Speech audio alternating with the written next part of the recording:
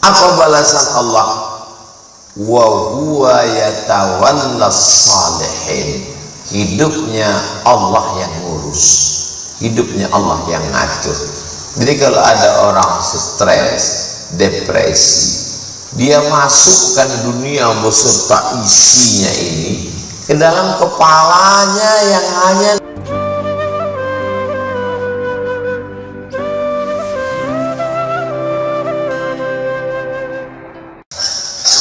orang berangkat dari rumah membawa nama Allah. Bismillah tawakkaltu 'ala Allah la haula wala quwata illa billah. Masuk ke dalam masjid yang dipakainya juga nama Allah. Allahumma ftahli abwaba rahmatik. Mengawali ibadahnya, dia angkat kedua tangannya, dia katakan nama Allah. Allahu Akbar. Di dalam iftitah saat berdiri, dia serahkan semuanya kepada Allah. Inna salati wa nusuki wa mahyaya wa mamati lillah. Di ujung tasyahudnya sebelum salam, dia serahkan 4 juga kepada Allah. At-tahiyatul mubarakatus salawatut tayyibatu lillah.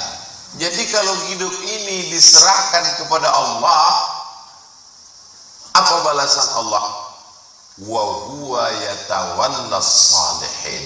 Hidupnya Allah yang ngurus, hidupnya Allah yang ngatur. Jadi kalau ada orang stres, depresi, dia masukkan dunia beserta isinya ini ke dalam kepalanya yang hanya nomor paling besar. Kepala saya ini termasuk yang agak besar, nomor 9. Maka orang heran, Ustaz ini badannya kecil kok kepalanya besar, kata dia. Saya bilang Allah Ta'ala membagi kepala itu dulu, saya nggak minta, nggak ada request. Maka kita tidak boleh mencela orang karena sukunya. Tidak ada orang yang pernah minta jadi orang Jawa atau jadi orang Batak atau jadi orang Tionghoa. Itu pemberian Allah Subhanahu wa Ta'ala. Ada yang kita ini bisa memilih antara mau sholat subuh atau tidak. Itu memilih. Kamu kenapa nggak sholat subuh? Maka kita boleh marah ke anak kita karena dia salah pilih antara sholat dengan enggak. Kamu kenapa nggak sholat? Tapi kita nggak bisa marah sama orang karena sukunya, karena suku nggak bisa milih. Kenapa Ustaz Somad jadi orang Sumatera? Loh, saya dulu nggak bisa milih. Malaikat nggak pernah datang bawa multiple choice. Jadi orang apa kamu?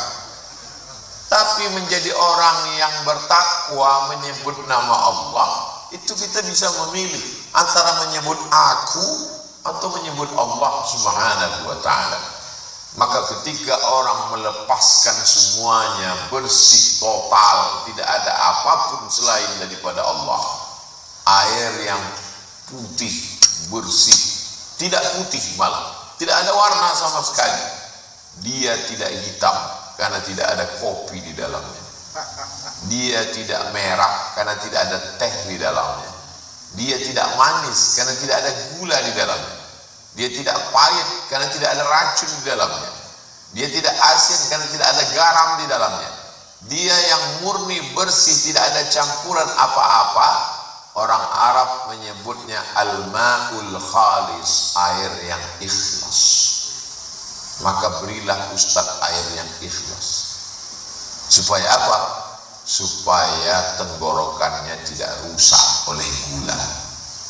Ustadz tidak boleh dikasih kopi sama teh, karena kalau tenggorokannya yang panas habis berceramah itu dikasih air gula, itu tidak panjang umur suara. Nanti berumur dia 50, 60 kalau jumpa, apa kabar? Sedang kopi belum? Rusak kita suaranya. Masjid Al-Ikhlas ini memberikan saya 3 pilihan. Ustadz mau minum teh atau minum kopi atau air. Karena beberapa ustadz kadang menyindir, masa tausiah nggak ada tehnya. Maka Masjid Al-Ikhlas memberikan pilihan.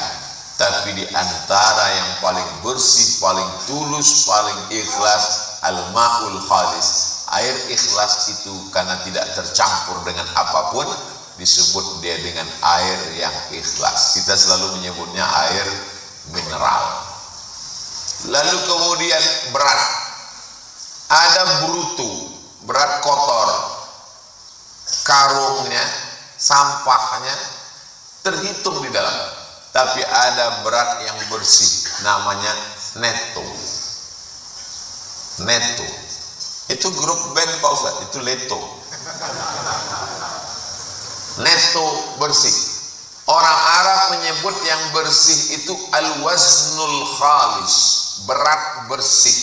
Tidak masuk sampahnya, tidak masuk kotorannya, tidak masuk batunya, tidak masuk karungnya. Netto berat bersih, al-waznul khalis. Ada air, dia keluar tidak tercampur dengan darah. Mimbaini farsin wadamin. Farsin kotoran, warnanya hitam. Damin darah, warnanya merah. Kalau dia terkontaminasi oleh kotoran, maka dia berubah jadi hitam. Kalau dia kena menyentuh darah, maka dia menjadi merah. Dia tidak kena darah dan tidak kena kotoran, keluar jernih bersih air susu kambing, maka disebut dengan air ikhlas, karena tidak terkontaminasi, dirusak oleh kotoran najis warnanya hitam dan darah warnanya merah. Begitulah Allah memberikan contoh perumpamaan supaya hati kita ini tulus, bersih, tidak ada apa-apa. Sampai-sampai ada orang yang berkata, aku beramal bukan karena ingin surga dan bukan pula karena takut neraka. Lalu kamu beramal kenapa? Karena disuruh oleh istri. Masih ada unsur itu di dalam. Maka sebagian jamaah ragu kalau dia sholat minta surga. Ustaz Somad, boleh nggak kalau sholat ini minta surga? Katanya hati kita berarti kita nggak tulus, nggak ikhlas. Ikhlas nggak ikhlas itu bukan pakai rasa, tapi pakai hukum syariat Islam. Bolehkah kita sholat minta surga? Wasari'u ila maghfiratin min rabbikum wa jannatin arduha as-samawati wal ard. Bersegeralah kamu kepada ampunan, beribadah kepada Allah untuk mendapatkan surga seluas langit dan bumi. Kenapa tidak boleh minta surga? Allah yang nyuruh minta surga. Nabi Muhammad SAW apa ada yang nyuruh minta surga? Ya, idza sa'altumullaha fas'aluhul firdaus. Kalau kamu minta kepada Allah, mintalah surga firdaus. Bahasa Arabnya firdaus. Orang barat menyebutnya paradise. Firdaus. Jadi kalau ada orang mengatakan jangan beribadah karena minta surga, loh, kamu ikut siapa? Allah nyuruh minta surga, Nabi Muhammad nyuruh minta surga. Standarnya ikhlas gak ikhlas itu adalah benar kata Allah, benar kata Rasulullah. Ini banyak sekarang anak muda ngaji habis itu pakai rasa. Kamu kenapa nggak ke masjid? Saya kalau ke masjid hati saya nggak ikhlas. Saya lebih ikhlas di rumah. Ditanya sama bapaknya, ibu-ibunya, Bu, anak ibu di rumah itu sholat? Enggak. Katanya kamu nggak ke masjid karena takut nggak ikhlas. Di rumah pun saya kalau kelihatan nggak ikhlas. Jadi saya cukup pejamkan mata, sholat saya batin di hati saja. Standarnya adalah mengikut syariat yang diajarkan Nabi Muhammad SAW. Nabi sholat ke masjid. Nabi tidak pernah meninggalkan sholat fardu di masjid. Bahkan ketika dia sakit pun disiram pakai air 5 qirbah. Kulit kambing dijahit, dimasukkan air ke dalamnya, disiramkan. Begitu terbangun Nabi, apa permintaannya? Bawakan ke masjid untuk sholat berjamaah. Kenapa tiba-tiba ada sekarang umat Nabi Muhammad SAW tidak mau sholat berjamaah? Karena takut riya. Mana yang lebih hebat kita dengan Nabi SAW? Dalam kitab Al-Fiqhul Islami wa Adillatu, dalam pembahasan tentang sholat berjamaah, Syekh Wahbah Zuhaili bercerita, kalangan salaf dulu kalau mereka tertinggal takbiratul ihram, dia berduka takziah 3 hari. Kalau sampai tertinggal sholat sampai salam, sampai kemudian tiba-tiba orang sudah salam, dia berduka takziah 7 hari. Sebagian menghukum dirinya sekali tinggal sholat takbiratul ihram, malamnya dia tahajud sholat malam dari Isya sampai ke subuh. Dia hukum dirinya. Kenapa engkau yang semestinya beribadah kepada Allah terlambat? Hari ini ada orang yang tidak peduli, bernafas dengan udara titipan Allah, paru-parunya ciptaan Allah, berjalan di atas muka bumi milik Allah, lalu dengan seenaknya berbuat menurut dia. Uang-uang saya, mata-mata saya, semua milik saya. Mengapa saya tidak? Lillahi ma fis samawati wa ma fil ardh. Apa yang ada di langit, apa yang ada di bumi, milik Allah Subhanahu wa taala. Allah itu hebat, luar biasa. Jantung ciptaan dia, otak ciptaan dia, nafas ciptaan dia. Manusia bisa hidup karena jantungnya berdetak. Manusia bisa berjalan karena nafas masih berhembus. Semuanya milik dia. Bumi yang dipijak punya dia, langit yang jadi atap milik dia, darah, daging, jantung, paru-paru, nafas punya dia. Tapi ketika orang itu beramal, dinisbatkan ke orang itu. Yang ceramah tadi siapa? Abdul Somad.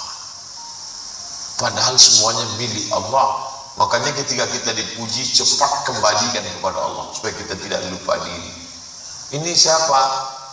Ini titipan Allah. Hebat ya, Masya Allah, Tabarakallah. Ini anaknya Pak, ganteng sekali. Alhamdulillah. Ini anak ibu, cantik sekali. Siapa dulu mamanya? Lupa dia mengembalikannya kepada Allah.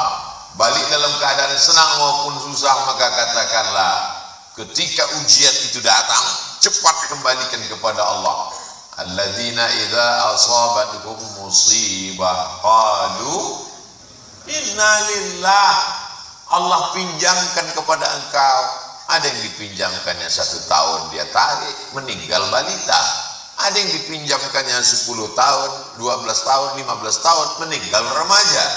Ada yang dipinjamkannya sampai tua nggak diambil-ambil, disangka orang Allah lupa. La ta'khudhuhu sinatun wala naum. Allah tidak mengantuk, Allah tidak tidur. Allah meminjamkan sesuai dengan keinginan yang diberikan Allah Subhanahu wa ta'ala. Maka tergantung bagaimana kita menyikapinya. Apakah kita tergesa-gesa dengan nafas tersengal atau kita mampu menahannya. Perempuan dikatakan paling tidak bisa menahan perasaan. Kalau dia senang diungkapkannya dengan penuh kesenangan, kalau dia susah diungkapkannya dengan penuh kesedihan. Makanya dilarang menarik-narik rambut, memukul-mukul pipi, merobek-robek kantong. Laisa minna man darabal khudud wa syaqqal juyub. Siapa yang memukul-mukul pipi, menarik-narik rambut, menyobek-nyobek kantong, bukan umat Nabi Muhammad SAW. Karena zaman dulu perempuan jahiliyah, kalau meninggal anaknya, meninggal suaminya, dia pukul-pukul pipinya, dia tarik-tarik rambutnya, dia sobek-sobek kantongnya. Yang lebih parah lagi orang sekarang bukan cuma pipi dia pukul, pipi orang pun dipukulnya juga. Perempuan yang luar biasa, anaknya meninggal, suaminya sedang musafir, maka kata dia kepada tetangganya, nanti kalau suamiku pulang, jangan beritahu kabar duka ini. Dia letakkan anaknya di kamar sebelah. Begitu suaminya pulang, dia sudah mandi, dia sudah bersih, dia bersolek untuk suaminya. Zaman dulu sahabat Nabi yang perempuan itu bersolek untuk suaminya. Hari ini umat Islam bersolek untuk suami orang lain. Kalau suaminya pulang, dia seperti mak lampir. Tapi kalau suami orang lain, dia bersolek pas mau kondangan dan seterusnya. Dan makhluk seperti itu tidak ada di Malang, di tempat lain. Lalu kemudian setelah suaminya pulang, dia berikan makanan yang terenak, terlezat. Dan ketika itu suaminya bertanya, anak kita mana? Anak kita sedang tidur lelap. Kenapa dia tidak ada di sini? Karena tidurnya lebih lelap daripada sebelumnya. Padahal anak itu sudah meninggal dunia di dalam kamar. Mampu dia menahan air matanya, mampu dia menahan emosinya. Perempuan itu bernama Ummu Sulaim, suaminya Abu Talha. Begitulah Allah Subhanahu wa ta'ala memberikan perasaan yang kuat. Apa yang membuat dia kuat? Yang membuat kuat itu bukan kita, yang memberikan kekuatan itu dia. Maka dinisbatkan kepada dia, dan lisan kita berkata la haula wala quwata illa billah. Jadi sesungguhnya apa yang kita lakukan ini untuk menguatkan diri kita ketika ujian itu nanti datang. Ya ayyuhalladzina amanu ista'inu bis-sabri was-salah. Yang dipanggil itu hanya orang yang percaya saja. Yang tidak percaya silakan, enggak apa-apa. Ya ayyuhalladzina amanu, hai orang yang percaya bahwa di dalam dirinya itu ada ruh yang tidak kelihatan. Yang kita sembah itu Allah, tidak kelihatan. Yang menyembah itu ruh, tidak kelihatan. Yang mencatatnya malaikat, tidak kelihatan. Surga Jannatul Firdaus, tidak kelihatan. Orang sekarang mau yang kelihatan. Benda yang kelihatan itu disebut dengan materi. Orang yang hanya percaya kepada yang kelihatan disebut dengan materialisme. Jadi saya ketemu dengan salah satu mu'alaf yang pernah mencoba semua agama. Jadi dia anggap agama ini ya seperti beli pakaian di mall lah. Tes ini enak ini. Kenapa kamu pilih Islam? Kata dia, ada satu yang beda dengan yang lain. Apa bedanya? Di Islam ini Tuhannya nggak kelihatan. Jadi bagi saya menarik dia kalau nggak kelihatan. Yang lain kelihatan gitu ya.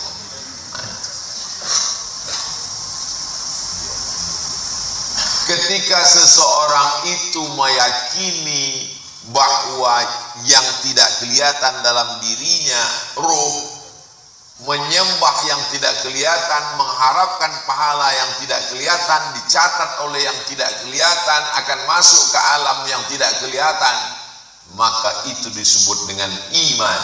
Hanya orang yang percaya saja. Ya ayyuhalladzina amanu ista'inu, minta tolonglah kepada Allah bis-sabri, dengan sabri. Sad ba ra, sabr.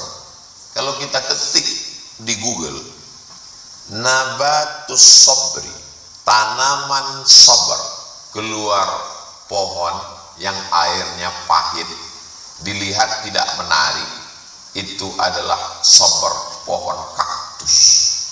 Sabar itu kaktus, dilihat tidak enak. Sabar itu bukan mawar. Sabar itu kaktus, dilihat tidak enak. Jangan dekatkan ke hidung, bengkak. Airnya pahit. Sabar itu pahit. Sabar itu pahit, berat Pak Ustadz. Iya, karena balasannya surga. Kalau ringan, balasannya cuma kipas angin sama rantang. Makanya kata Allah, ya ayyuhalladzina amanu, hai orang yang percaya kepada Allah, ista'inu, minta tolonglah kamu kepada Allah bis sabar, dengan sesuatu yang pahit. Tapi makna lain dari kata sabar adalah menahan. Karena orang sabar itu mampu menahan tangannya untuk tidak memukul pipi, merobek baju dan menarik rambut. Mampu menahan lidahnya untuk tidak menghujat. Kenapa suami saya yang meninggal? Kenapa bukan suami tetangga saya yang nggak sholat? Itu nggak boleh. Dia mampu menahan pikirannya untuk tidak berkata macam-macam, mampu menahan hatinya. Satu yang tidak bisa ditahan, air mata. Tak ada orang yang bisa menahan air mata. Makanya ketika Ibrahim anak Nabi SAW, dari perempuan bernama Maria Al-Qibtiyah, perempuan dari Mesir, meninggal umur 18 bulan, meleleh air mata Nabi. Sahabat bertanya, "Amatarda ya Rasulullah? Apakah engkau tidak ridha menerima takdir ini ya Rasulullah? Kenapa engkau menangis? Kenapa keluar air matamu?" Apa jawab Nabi? "Ini tetesan air mata kasih sayang."